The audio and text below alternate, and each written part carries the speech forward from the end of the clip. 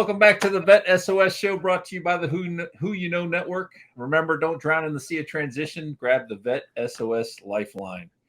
Very excited today. We got a great guest in Brian Niswander, who's here to just tell us some great information, especially if you're transitioning from the military. It's going to be absolutely amazing. You got to tune into this. And if you're not tracking on the products he has, you definitely got to get in on it, because it is some good stuff.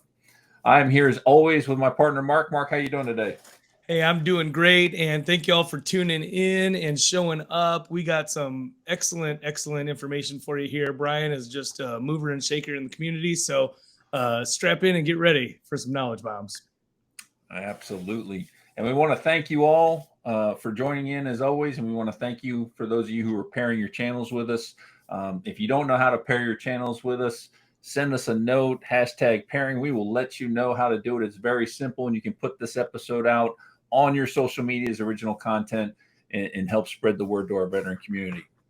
Without further ado, we're going to jump right into it. Brian Niswander, a 27-year Air Force veteran, is the founder of militarytransition.org, an organization that uses data analytics and visualization to assist military members with their transition to the civilian workforce. For the past 2 decades, Brian has worked with fellow veterans throughout the process. He started militarytransition.org after identifying a need for data-driven lessons, which enable transition and employment decisions. His organization also shares data and visual. I am struggling with that word. I've messed it up every time. To assist military spouses overcome employment challenges. His organization publishes free guidebooks that highlight lessons every service member needs to understand before returning to the civilian life. Whew. Brian, how you doing today? Shawn, I'm doing great, and I apologize for the tongue twister there. So I will do my best. I'll trip on my tongue a few times here during our conversation, just to make you feel good. I'm gonna have to start doing those voice training things before we come on the air. Yeah, to practice a little bit. So you're a veteran, served 27 years. You're also, from what I remember from your bio, you were in intelligence. Correct. Correct. Which, I'm in intelligence. We all know that's the best field to be in Absolutely. the military. So absolutely. Aside from medical. Medical. Okay. Well, there you go. There you go. So you noticed a gap. What led to that? Like, how did you sit there and go, you know what, we need to do something? Yeah. Shawn and Mark, let me start by saying thanks for having me on the podcast. I'm truly honored, and I really do hope to drop some knowledge bombs here as well. So how did this idea come up, I guess, is what you're really getting at. And so let me kind of just roll back the hands of time. So 27-year Air Force veteran. I came out on active duty in 1990, and I was an intel officer, right? So I graduated from the Air Force Academy, came out, and I love to tell folks that all you do in the intel business is that you take data and information and you put it into context for a decision. It could be a tactical decision, a target that you're going to strike in the Air Force, or it can be a strategic decision. There's something happened in the Pacific theater, and we need to think about what we're going to do to counter those evolving threats. So tactical to strategic. I was on active duty for 6 years. I was in Alaska. I kind of had a joint assignment. So we lived on Fort Richardson back when it was separate from Elmendorf. Now it's a joint base. We lived with the Army and we worked with the Navy. So quasi-joint tour, great assignment, learned an immense amount. And then I went from there to Offutt Air Force Base, and I was a part of the Airborne Intelligence, Surveillance, and Reconnaissance ISR community, RC-135 community, another great assignment. But at that point, the wall had fallen. And so there was this huge peace dividend, and I decided it was time to go out and do something different. And so I took off the uniform and I went out into corporate America. And I came here to Cincinnati, Ohio, and I went to work for Procter & Gamble. And I did market research, business intelligence. And so it was my role to take data and information and put it into context for a decision. And I learned it was the same thing you did in uniform, tactical through strategic decisions. That same analytic tool that you use right here, I did it out in corporate America, and I learned an amazing amount. We collected data through different means, but ultimately you had to figure out, what does it mean and what do we do about it? So while I was in corporate America, I have been out in the public and private sectors for 26 years now, helping veterans for 2 decades. I continued on as a reservist for 21 years. So that's where I came up with the 27 total years active in reserve. But I learned that, industry does the same exact thing that we do with intelligence, but I recruited lots of veterans and I felt like we owed them the same level of rigor that we use for national security and business decisions applied to their transition. So that's what really gave rise to military-transition.org. And we started by collecting all this data. We also learned that every service member asks the same questions when they think about what follows their service. They ask questions like, what is someone like me with my education, skills, experience? What do they do in the civilian world? Do they like it? Are they happy? Is their family happy? And what lessons did they learn that I can apply to my transition? They ask the same questions, but they want to know for people that fit their profile.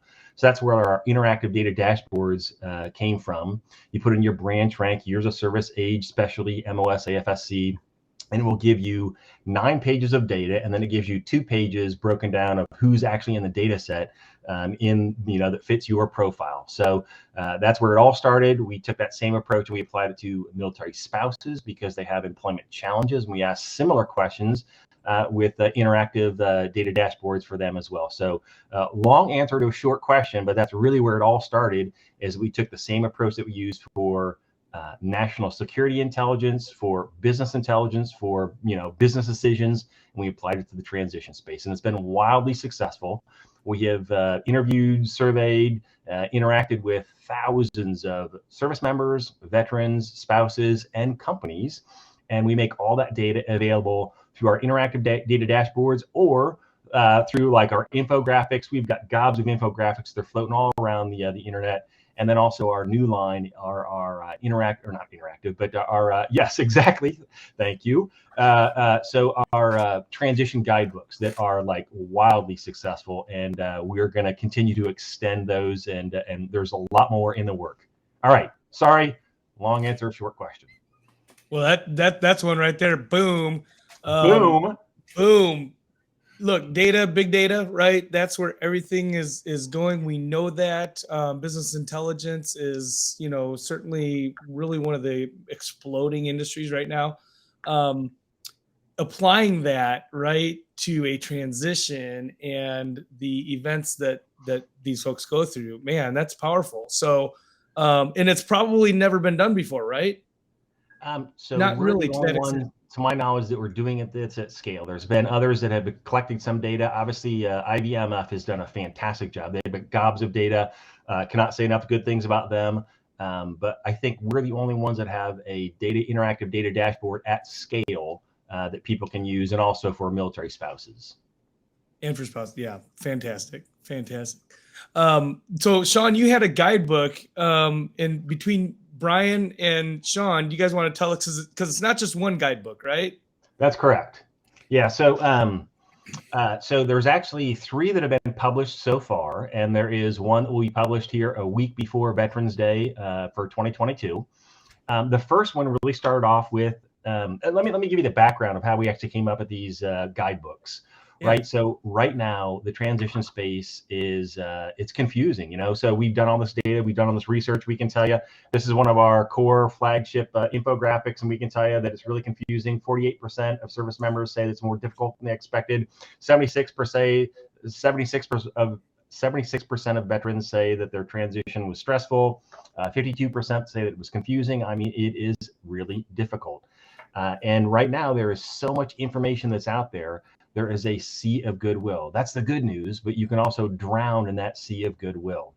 There are lots of organizations through social media, think LinkedIn, Facebook, all the social media platforms, there are lots of veterans out there trying to help, but not all that information scales, right? And so we just saw all this information and you're just being overwhelmed. And some veterans were just like kind of checking out. They're like, oh my God, this is so confusing. I don't know what to do. And so we decided, hey, we just want to take the absolute best data, information, and lessons, and we want to summarize that. And we want to make it crystal clear of how to get this process started. So truths about the military transition was really intended for the service member the day they put the uniform on, because decisions you make in uniform will have an impact on your future life, what you can do, your marketability, and the options that you have. So the sooner you know these truths, and these aren't Brian's opinions, these are what thousands of veterans say. And so we wanted to summarize it down, and our goal was to get it down to 20 pages. And 20 pages of like big text with, facts and figures to make it crystal clear of here is what is ahead. And you need to start thinking about these things. So that's really where it all started. The first book, we sent it out. We had it drafted and thought, hey, it looks really good. Actually, the truth of the matter is this one's like 20 pages, and the first version of it was 80 pages. And I mean, literally, we were like cutting and cutting and cutting. Writing it was not hard. Reducing it down to 20 pages was really the hard part on this book, because we really wanted to get the gems. So we sent it out, and we thought, let's see what the reaction is. And we sent it out to two of our big supporting organizations. And I mean, like within 24 hours, they turned around and said, oh, whatever you need, we're in. This is amazing. And so we sent it out, and the response has just been overwhelming. Anyway, so that's the first book, Truths About the Military Transition, 10 factual truths that every service member needs to understand the day they put the uniform on. Book 2 is called Winning the Employment Game, Veteran Edition. And so I've been out in the public and private sectors for 2 decades now, work with countless service members and veterans. And there's lots of confusion how this game is played. And so there's an ancient proverb that says that if you want to win any game, the first thing that you have to do is learn the rules of the game and then play by those rules. But the rules aren't written anywhere. And so we decided we're going to write the rules so that service members really understand how this game is played. And so we give, in 20 some pages, we give kind of the broad rules of how the game is played. We introduce things like the open versus the hidden job market, things that service members have never had to be concerned about, right? So they think that, hey, there's, company X has all these jobs listed. All I have to do is submit my resume and boom, I'm off to the races. That is the open job market. Those are jobs that, anybody can apply for. And I have talked to numerous veterans that have said, Brian, I have sent out hundreds of resumes and I've gotten like 2 responses. What am I doing wrong? And they don't understand, these positions is called the open job market. The hidden job market or the closed job market is where the real jobs are at. And every great organization has lots of jobs that are available, but you have to find a way to get to that. And the key is through networking. So we explain that. We explain, how to get started, how to build a strong resume, your interviewing skills, how to interact with organizations, how to tell your story, which is like critically important, and networking, building that network. Anyway, so book 2 is all about how to win the game. But to win the game, you first have to understand how to play the game and the rules and how to use those rules. The third book we have discovered, and so the second book is more on the back end of transition. The third book is all about the challenges that service members and their families endure throughout the transition process. There are 12 broad challenges that we've identified. Things like, loss of purpose, loss of identity, loss of the structure and the norms that we're all used to wearing a uniform. That was the hardest part for me when I took the uniform off, was up to that point, my entire adult life had been in uniform, and I defined myself by the military. And I got out and nobody told me like this, gut punch that I was going to take of just becoming Brian again.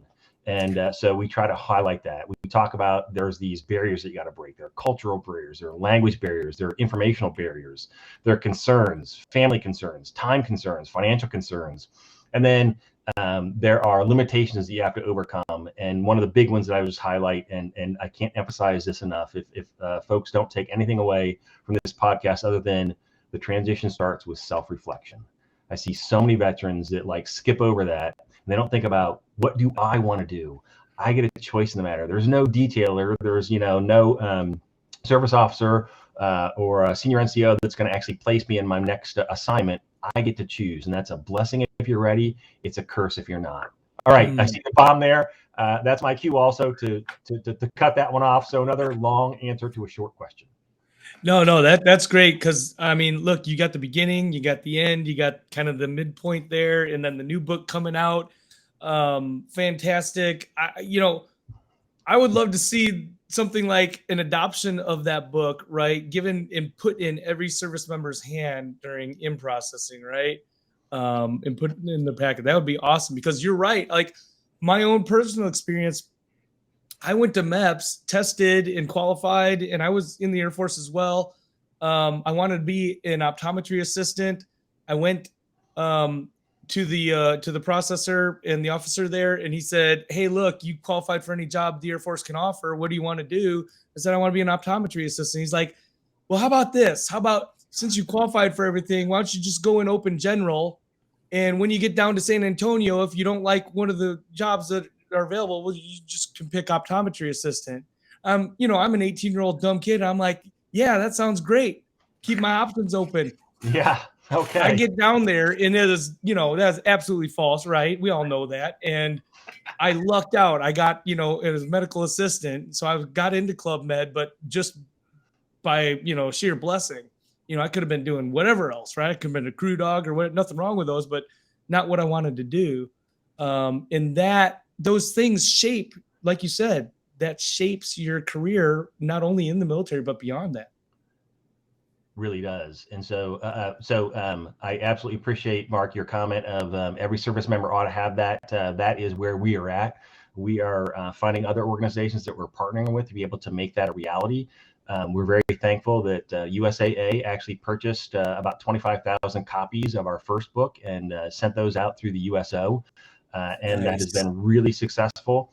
We also avail, everything we do on our website's free. That's one of the big things that I highlight, is that all these books that we write are free of charge. We give you the absolute highlights. And then we also point service members to other organizations that we recommend that you interact with. Remember, 40,000 VSOs that are out there. There's gobs of individuals that are out. They have good intention, but some of the advice that they share doesn't scale to the entire community. And so we then point people to the resources that we recommend that they then follow on with. So it's this, it's the entry point. That's really our goal, is to be the first entry point. And then we point people to, here are the great organizations you need to work with. And while I'm saying that, I will say the most recommended aspect, again, we've been collecting gobs of data, been doing this for 2 decades. There are 5 main recommendations or elements of a successful transition, and I can give you those. The first is to start early. The second is to have a transition plan. The third is to network. 86% of veterans recommend that you network, because that is the biggest element of a successful transition. I can't say that enough. And then next, learn how to translate, or not just translate, but apply your skills to whatever the role, position that you're looking for is. And then finally, being patient. So that's what the data says. There's no one-size-fits-all solution for the transition, period, dot. There is not.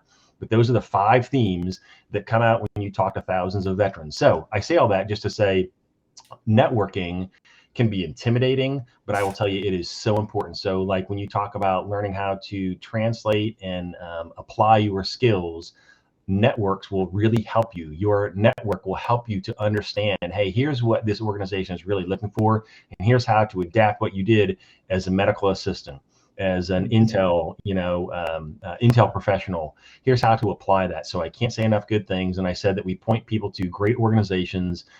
Stomping my foot right now for the ACP, American Corporate Partners, and Veterati. I mean, I absolutely love both those organizations. There's a lot of organizations that are out there that help you find mentors. Those are 2 that we just think are fantastic organizations. Yeah, I can't argue with those 5 points at all. I went like this on number 5 because that's where I'm struggling, is with the patience. I got the other 4 locked in. That patience one, I'm still working on a little bit. But ACP, phenomenal. I just finished my session with the mentor or the coach there, and Veterati. But Veterati, we talk about so much. We finally got Mark to sign up for it. And last we checked, we believe Mark's the reason the whole network crashed. Okay, wow. All right. Well done. I think it was because everybody wanted to have him as a mentor, so it just flooded. Hey, that's what happened. I'm going with that too. Well, man, I have just, I'm number one, very impressed. I mean, look, you're Academy grad. I mean, just you just did everything, seems like you could, in the right way. And now with what you're doing here, with just the books that you guys are writing, the organization, I mean, transition, militarytransition.org, like, you guys have so much to offer and you're doing so much. Like, what is it?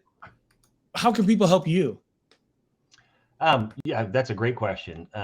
So I mentioned earlier that everything we do is free. We give it all away. And so the best thing they can do is tell their friends all this information is available. It's free of charge. So, I mean, we've got this massive data set. You can see all the data that's in there. Every piece of metric data is available, and you can put in branch rank, years of service, age, specialty, MOS, AFSC. It'll give you data aligned to your profile.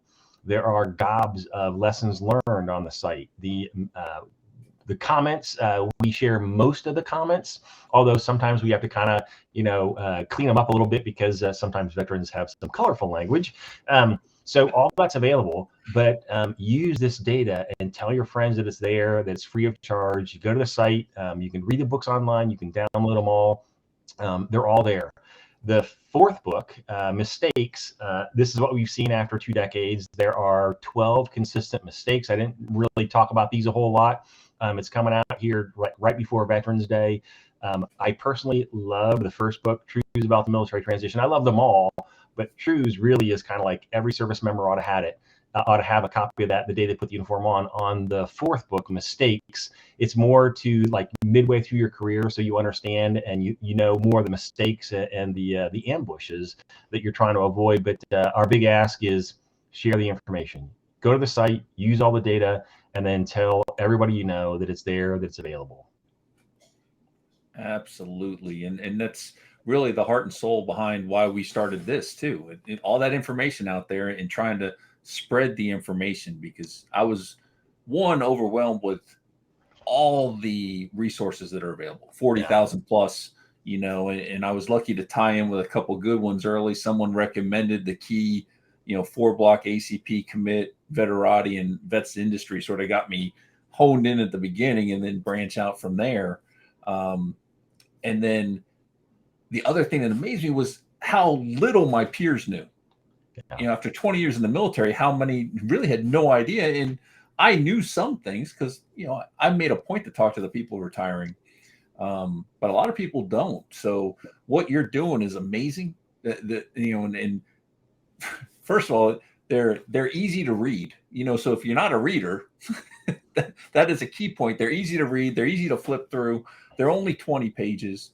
You're not trying to read, War and Peace. And it's just packed with great information, which is just so helpful to what we're doing, especially if you start with that first one as you're starting your transition. It'll really open your eyes up to the whole process and what's ahead of you. And that's what I found most valuable about it. Thank you. That was really the intent. Yeah, that's just absolutely amazing. So I'm looking forward to seeing the fourth book. We got your information going across the bottom. So you got your LinkedIn, you got the website, and of course the download link to the ebooks. All 3 of them are available. You can download them. But I would encourage you, anyone, don't just go download the books. You definitely want to, but take the time to look at the analytics, put your data in there, and actually, learn more about the whole process, because it'll go a long way to helping you. I guarantee you that. So as we get ready to close out here, Brian, are there any things, any last words you want to put out to really leave with our listeners? Yeah. So the most important lesson, you're responsible for your own transition. Period. Dot. The TAP instructor is not you and you alone, and so there's all these resources that are available. We're one of many. And this isn't Brian's opinion. This is what thousands of veterans have shared with us. Our job is to help them tell their stories and bring those stories to life. So use it all. But again, you're responsible for your own transition. And it starts with you doing a pause and thinking about, what is it that I want to do next? You can do anything you want. Don't feel constrained or entitled. Don't feel constrained by what you did in the military. And don't feel entitled if you are a senior NCO or a senior officer. It's your responsibility for that transition. Gobs of resources on our site to be able to help you understand the process. It's super confusing, right? And so we try to demystify all that in short, concise guidebooks. And also, gobs of data that's available that you can see that fit to your profile. On our site also, we highlight there are 3 different groups that go through the transition. We can tell you who they are, the challenges they encounter. It's all there. Please check it out. I'm not going to do a deep dive on that right now, but it's all there, and it's easy to understand. Outstanding. So much great information, and your website just has so much more. Just amazing stuff. So, definitely check out military-transition.org. You will not be disappointed. You're going to see a lot of information that's going to help you. Brian, we want to thank you for coming on here, dropping all this great knowledge on us. So amazing. Make sure everybody get out there, check out the website, get the books. And thank you again for tuning in to the VET S.O.S podcast. Remember, don't drown in the sea of transition. Grab the VET S.O.S lifeline. If you got it.